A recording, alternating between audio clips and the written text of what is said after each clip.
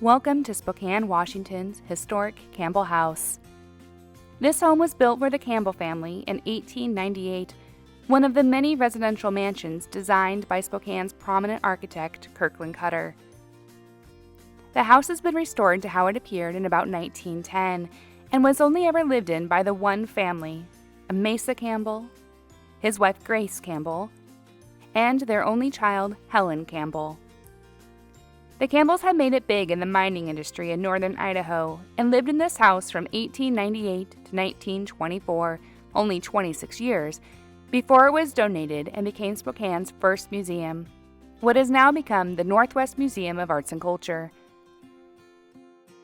We give tours of this historic home focusing on the social, architectural, and technological aspects of the time, but this tour is different.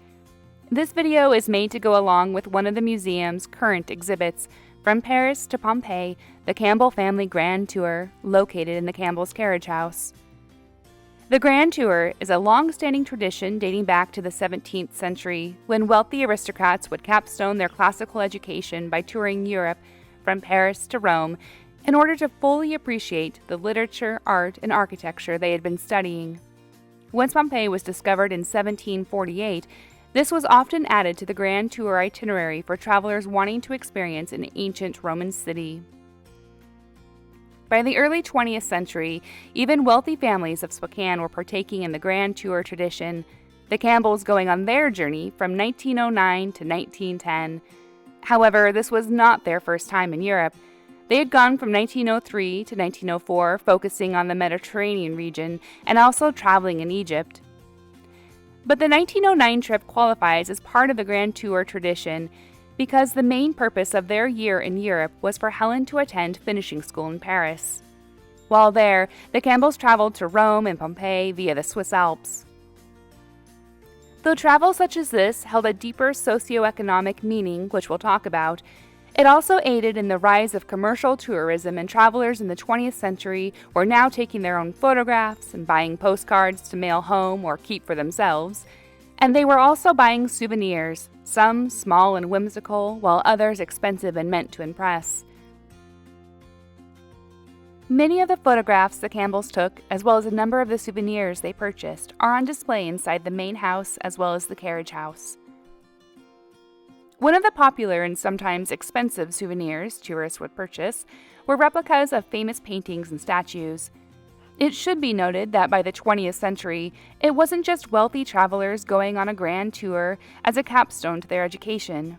Many American working artists, such as writers like Mark Twain and Henry James, or sculptors like Hiram Powers, were traveling through Europe taking inspiration.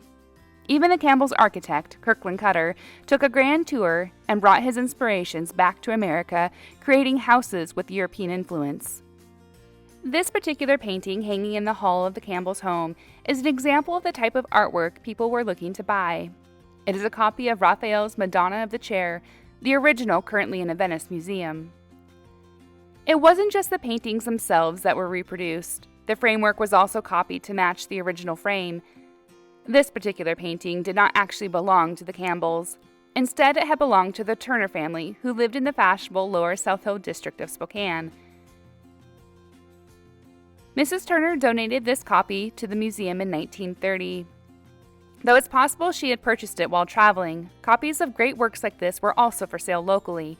However, purchasing this in Europe would have carried more weight when attempting to impress peers. Though the Raphael didn't belong to the Campbells, they did buy many pieces of art on their travels, including this small Madonna portrait and the fireplace mantel in Mrs. Campbell's reception room, which they had purchased in Paris, still with the price tag on the back, showing they paid 15 francs. Across the foyer in the library is another painting they had purchased and brought back, an Italian watercolor.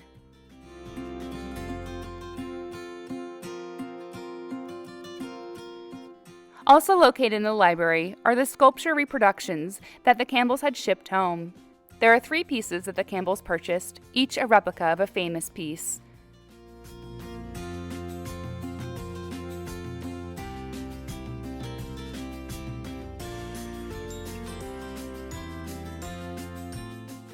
Shipping could often be a challenge, so pieces were made to accommodate this. For example, the Cupid's wings on this sculpture have a dowel at the end so the wings can be easily removed for shipment and then reassembled at its destination. Not all souvenirs were extravagant works of art.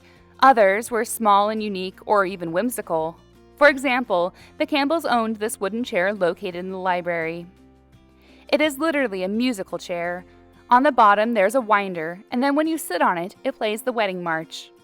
The chair is Swiss-made, and though we don't know for certain that the Campbells purchased it on their grand tour, we do know that their itinerary took them through the Swiss Alps. The Campbells, like other families, followed the Cook Traveler's Handbook, which was a Rick Steves of the time. Another popular souvenir purchased by the Campbells were dolls. Helen had quite a collection of dolls from all over, and when she donated the house to the Historical Society in 1924, her doll collection came with it. Currently, the only doll we have on display is a Spanish doll, which is found on the mantel in Helen's childhood bedroom. The Campbells' experience of the Grand Tour wasn't strictly about learning and collecting souvenirs. Part of the reason the Campbells went to Paris was due to Mr. Campbell's health. In 1910, he was diagnosed with throat cancer. The man loved his cigars. But before his diagnosis, he had seen doctors at the Mayo Clinic and in New York. In a business correspondence, Mr. Campbell wrote that he had made a deal with Helen. If she would wait another year, rather than send her back east for finishing school, he would take her to Paris instead, where he had doctor's appointments and even a procedure scheduled to put in a silver tube in his throat. Upon their return, Mr. Campbell's home office was turned into a sick room, and though the procedure in Paris was a success, he did pass away in February 1912. While the Campbells were traveling, they rented out their house for the year that they were gone. This would have had a major impact on the servants who worked for the Campbells. At any given time, they had 5 servants working and living with them. They had 1 gardener, 1 coachman or chauffeur, depending on the year, a cook, and 2 maids. The documents provided by Helen when she donated the house show that in 1909 they had hired a maid named Sevilla, an immigrant from England. However, because the family had left for a year, Sevilla ended up working for another Spokane family, though she did come back to work for the Campbells from 1911 to 1915. This left the remaining 4 servants still working in the house, and we're not entirely sure what these servants did while the Campbells were away. It seems most likely that they stayed on and worked for the Williamsons, who were renting the house. It wasn't necessary for families to travel with their servants. Automobiles and carriages, as well as servants, were for hire as soon as the steamship would land in France, so help could be hired for the duration of the journey. It's important to note that the Grand Tour itself acted as a status symbol within society, particularly when wealthy families in the West were still trying to emulate the wealthy families in the eastern United States, and those in turn were emulating wealthy Europeans. This is why Helen had agreed so readily to wait a year to attend finishing school, therefore putting her coming out into society a year behind. Trips to Europe and the purchasing of souvenirs, especially iconic, easily recognizable pieces of art, could and would be used to impress society peers, as well as potential investors in Mr. Campbell's business interests. The use of European influence by the Campbells goes back to the very construction of the Campbell House in 1898. The entire design and decoration of the house was meant to showcase this European connection and reinforce that the Campbells are a legitimate and long-standing family of means. The exterior of the house itself is designed in the English Tudor Revival style, partly due to Kirkland Cutter's design and partly based on what a Mason Campbell wanted to portray, the rumor being that he told Cutter to build me a castle. This Tudor Gothic design continues in the foyer and the library. Even these original curtains are making a statement, as Campbell was attempting to create a kind of family crest and put weight behind his status in society. The curtains display the lion passant, and this version of the Lion of England was commonly used as an augmentation to an existing coat of arms granted by the monarch.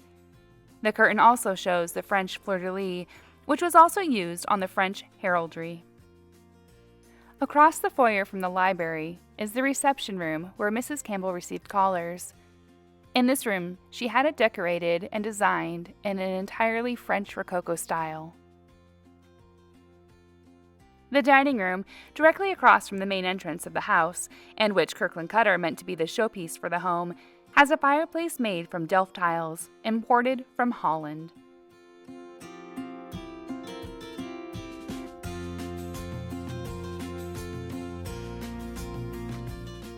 Though these visceral connections with Europe and the Grand Tour trip were ultimately used as a way to display oneself within society, this does not detract from the fact that the experience of taking a Grand Tour, whether in the traditional Paris to Rome way or in some other itinerary variation, still capstoned an education that all Westerns received based on European classics in literature, art, and architecture.